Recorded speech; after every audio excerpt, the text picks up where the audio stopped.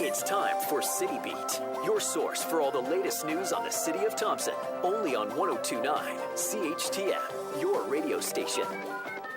Good morning, this is City Beat. I'm Matthew Higgs, and joining me in studio is Mayor Dennis Fenske. Thanks for coming in. Good morning. If you have a question you'd like to ask, try to give us a call at 677-8181. The City of Thompson and the United Steelworkers have signed a 4-year contract. What does this deal entail? Basically, congratulations to both the steelworkers and the City of Thompson administration and support staff in regards to negotiating the labor deal. This is between what used to be Local 7911, which is basically the outside workers, and 8223, which is the inside workers. The new name is combined into 8223-one number and 8223- another number, so that just for ease of comparison.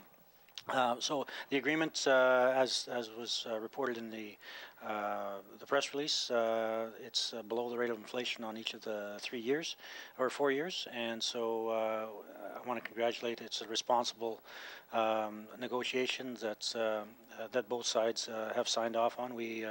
The city just passed the resolution on Monday evening, and the membership had signed off on it previous to that. So it provides labor stability as we go through 2018, and this takes us into 2020. So a good job on both sides. Yeah, there's a raise every single year. It's 1.25%, or 25% every single year, except for the last one was 1.5% of a raise. Is that gonna? How much would that add to the payroll? Well, basically, payroll is half of our budget, which is $29 million, so about $14 million in payroll. So depending on what the salaries are, again, it's 1.25% annually, with the exception of the last year. Where's the money going to come from exactly then? Is it just going to come from... Is it just going to be part of inflation, you said? Yeah, it's part of the inflation, and we go through the budgetary process, and 40% of our revenue is from the tax base, and we also receive grants in lieu from valet and grants from government services, and revenues produced by the City of Thompson themselves as an entity. So basically, we have to produce a balanced budget as through the Municipal Act, and our annual budget is around $29 to $30 million. So basically, revenue has to equal expenditures. So those new expenditures will be costed into the budget. Do you know how much, what the actual figure is going to be for each raise? No, I don't. Other than percentage, I haven't done the math in regards to the dollar value on that, but that'll be presented in the upcoming budget meetings.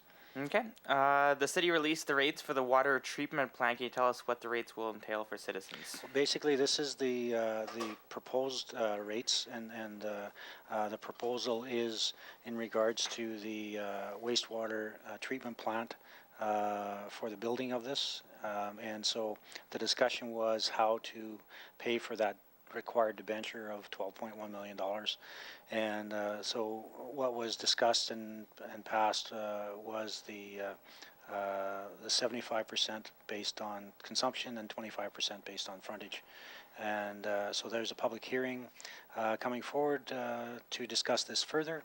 That's the first reading of the bylaw that's been had on Monday.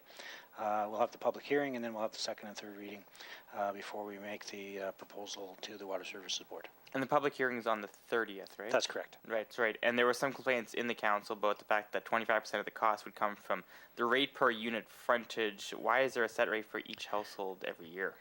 Basically, it's from the Water Services Board from the last application we made that was denied. The recommendation was based on water meter size. That was seen to be unfair by the Water Services Board. And so the argument from the ones that were opposed to the meter sizing should be based on consumption. So the 75% is based on consumption. The 25% is a guaranteed amount based on frontage. It's a flat amount which guarantees 25% of the income. Because when you tie 75% to consumption, people can use more water or less water, and at the end of the day, you still have a bill to pay from a debenture perspective. So it's kind of a safety net to ensure that you have a base amount of 25% of the cost coming in on a regular basis based on frontage. And do you know if other cities or towns do this too as well? Yes, this is common practice in regards to the structure. We started with 4 scenarios in regards to structure. We got it down to 2, and then council as a whole, through consensus, agreed to bring forth the 75-25 split based on consumption and frontage, and that was presented in the bylaw. Okay, another bylaw that was getting passed is adding a hotel, or rezoning, I guess, the commercial mixed-use zone by the Mystery Lake lands there. Is NCN adding a hotel or motel anytime soon, do you know? No, actually, it's a housekeeping process. When we did the rezoning and the restructuring of our zones within the community, there are uses, and there are permitted uses, and then there are conditional uses. And in the generic description of land in the downtown area, hotels and motels were omitted through that process. And so this is a housekeeping issue to bring that back in as a permitted use, so that all of the properties in the downtown area that have hotel motel operations on them align with the bylaw. And so it's basically a housekeeping to ensure that the bylaw reflects the use. I was going to ask, any decision that NCN does make in that area, does it have to go through the city, or can they just do it themselves? No, it's a normal process. They're no different than any developer in our community. It is designated urban reserve land, so they will have policies put in place to mirror our bylaws. They are the governing and the taxation body on that land, but they, through the Municipal Services Development Agreement, we have agreed to mirror our bylaws and their potential bylaws to ensure that they are the same. And so building permits, the requirement for building permits, the requirement for inspections remains the same as with any developer in our community. And does the city and NCN kind of work together, have like a handshake agreement basically about working together to, if they want to build anything on that land, just as it works well for both parties? Yeah, it's actually more than a handshake. It's an actual signed deal, signed legal document. And so that's what we have in place, and there's a couple amendments that have to be, because it was drafted in 2001.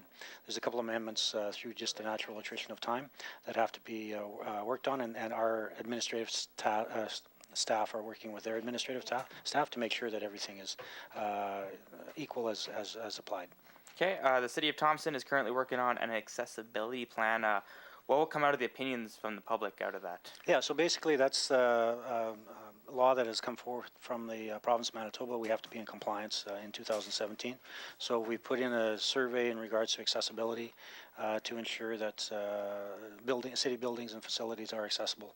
And there's a survey online from that perspective as well, so we'll just continue that. Someone was asking about the water treatment plant that we were talking about earlier, about how there was 4 options for the waste plan. What were the other 2 options that you didn't mention there? For the wastewater treatment plant, the option was there was frontage, and there was per parcel of land, there was a consumption, and there was a taxation based on the tax rate. And what was the initial plan that you guys went with, I guess, before? Because you said that the Public Utilities Board kind of rejected the first few proposals, right? Yeah, this is the Water Services Board. Sorry, yeah. Yeah, so the Water Services Board, the presentation that we made months ago was to base the rate that ratepayers would pay based on the meter size that they had on their property.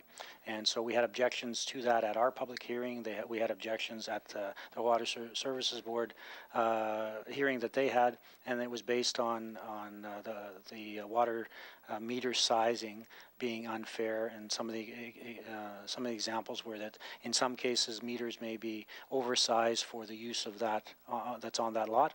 And so the argument based on those that were objected to was that consumption was a fairer way to go. And so we've incorporated that as the 75%, but also to ensure that there isn't huge fluctuations in the payments, because once you go into a debenture, the payments are fixed on a monthly annual basis. So that amount has to be paid by at the end of the day. So if consumption goes down by the ratepayers and the revenue isn't generated to pay that debenture payment in that given year, then you have to go to taxes and tax for that shortfall.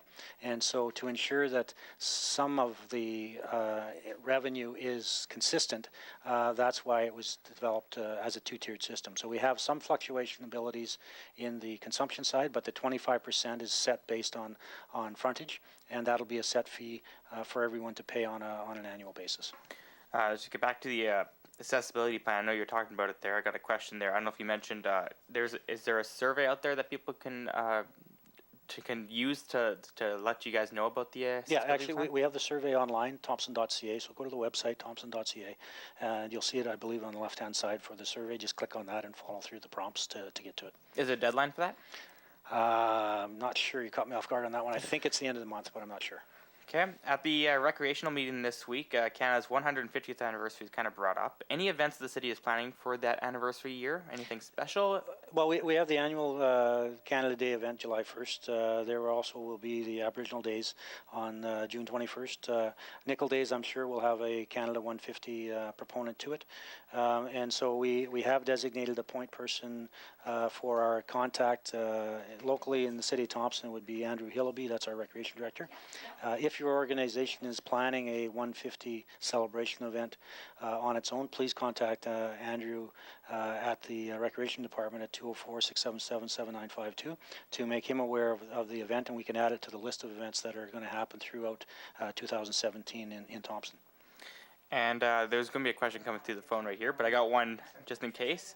From the public, someone asked about the flooding at Juniper Park. What's the story behind that? Well, we live in northern Manitoba, and we live in the animals of the North Territory from that perspective. So basically, we had a beaver problem in that area, where we had a number of beavers move into that area. It was with all the heavy rains and the water, standing water, it was attractive for them to do what they do, and that's build dams.